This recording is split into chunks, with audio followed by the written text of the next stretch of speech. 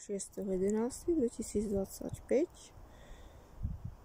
Pozeráme sa na nočnú podobu Chaenomeles, druh, ktorý má najväčšie plody na svete zo všetkých Chaenomeles. Tu na tie plody sú teda ešte pomerne stredné, pretože ide o dvojročný vekovo exemplár, ktorý sa sadil ako mala 30 cm sadenička priamo do zeme, vyrastol do šírky, teraz má tak 2 metre, do výšky 1,80 m cirka. A keby bol zasedený, máme exempláre sadené aj do airpotu, rôznych teda druhov airpotov, a tam prosperujú rýchlejšie, majú ešte viac plodov, vyvíjajú sa rýchlejšie, expandujú, aj sami sa rozmnožujú. Takže je to preto, pretože je to aj obľúbená rastlina pre bonsaje, takže tie aj v maličkých nádobách prosperujú veľmi dobre. A konkrétne tento exemplár mal cirka 150 plodov. Teraz už ostali posledné 2 dnes. Tie, čo opadali samé, tak dneska už majú oranžovú farbu a voňajú po karamele. Takže majú takú karamelovo, veľmi zaujímavú, takú exotickú vôňu a sú sladučké. Niekedy majú aj väčšie brixy ako Cydonia oblonga, klasická dula, dezertná. A to samé platí pre Pseudocydonius sinensis. Pseudocydonius sinensis a Chaenomeles sú si veľmi podobné čo do chovania, správania sa dreviny,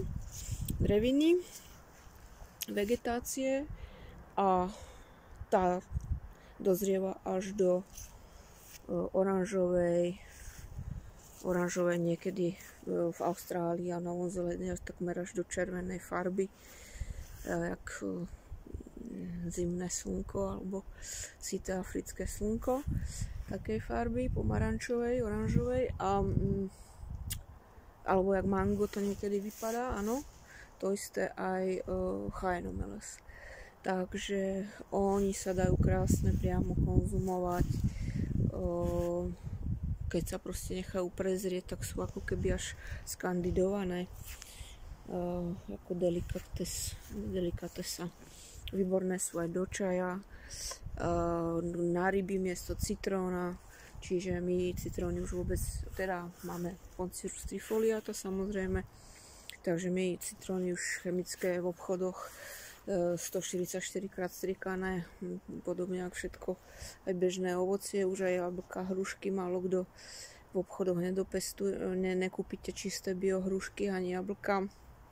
Všetko je to chemicky pestované v chemickom režime. Tragédiou je, že to štát podporuje, dokonca aj rôzne súkromné nadácie podporujú takéto pestovanie, výsadby bezhlavé stromov, len preto, aby sa sadili staré odrody, ktoré sa v podstate bez chemického ošetrovania sú plodné, takže majú jeden plod a kopec hrzí a samú škvrnitosť. Čiže v podstate nekonzumovateľné na priamy konzum, maximálne tak do nejakých alkoholových produktov, destilátov a tak, likérov, alebo na nejaké šťavy, ktoré teda by sme sa báli aj v obchode kupovať, pretože tam sa dá čokoľvek schovať.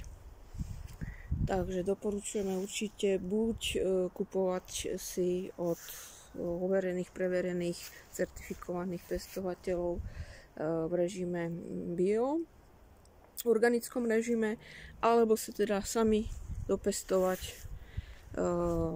takéto ovociny, ak máte na to podmienky, pretože vyžaduje to naozaj veľmi kvalitné prírodné podmienky pestovateľské, ale aj veľa znalostí o tom, aby sa vlastne tie ovociny dopestovali do naozaj delikátnej, zdravej kvality, ktorá sa teda je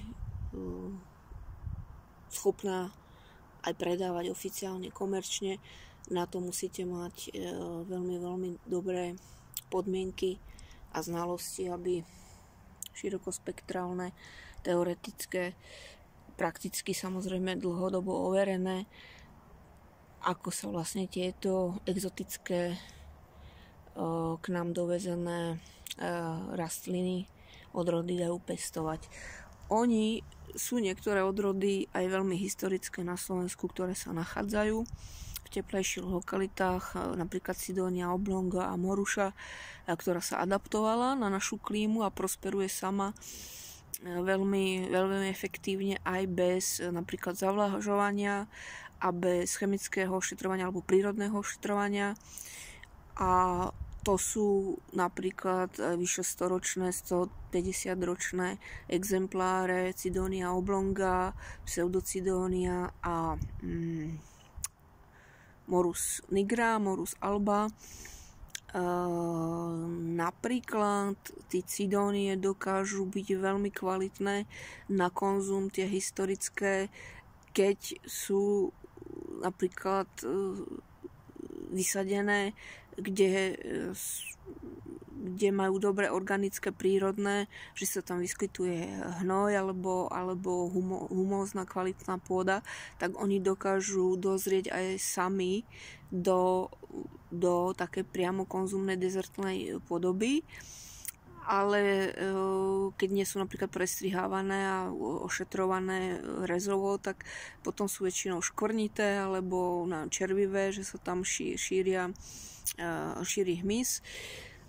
A čiže treba také tie biologické zásady do tých drevín, aby sa udržiavali v zdravej kondícii. Oni dožijú sami aj bez starostlivosti, keď majú dobré elementárne podmienky, to znamená silné slnko, južná poloha, perfektná insolácia, závlaha, zo spodu napríklad sú blízko nejakej vodnej plochy, že si naťahajú vlahu, tak vtedy dokážu aj sami existovať bez ľudskej podoby, i keď teda tie plody nie sú výstavné, nie sú ako bez nejakej škvrnitosti a podobne, to sa stáva veľmi málo kedy. Tak sú takéto výnimky, ale to je iba pár lokalít na Slovensku, alebo pár exemplárov, ktoré takto kvalitne fungujú. Neviem, 120, vyše 100 rokov, čo sme robili pasportizáciu týchto drevín. Takže v bežných záhradách, kde sú ohrozované z každej strany, alebo sú to nevýhodné záhrady, že je tam špatná pôda, zasaditá a takže tam to nefunguje. Čiže treba si o tom niečo naštudovať a potom až vlastne začať pestovať takéto netradičné, konvenčné, ale na druhú stranu veľmi, veľmi perspektívne potenciálne dreviny, ktoré v našej klíme, najmä južné Slovensko, perfektne fungujú a do budúcna budú len lepšie fungovať, tak ako v Španielsku, Portugalsku, Taliansku, Turecku, Irán a podobne pomaly. Čiže tá klíma tu už na to je, aj tie podmienky.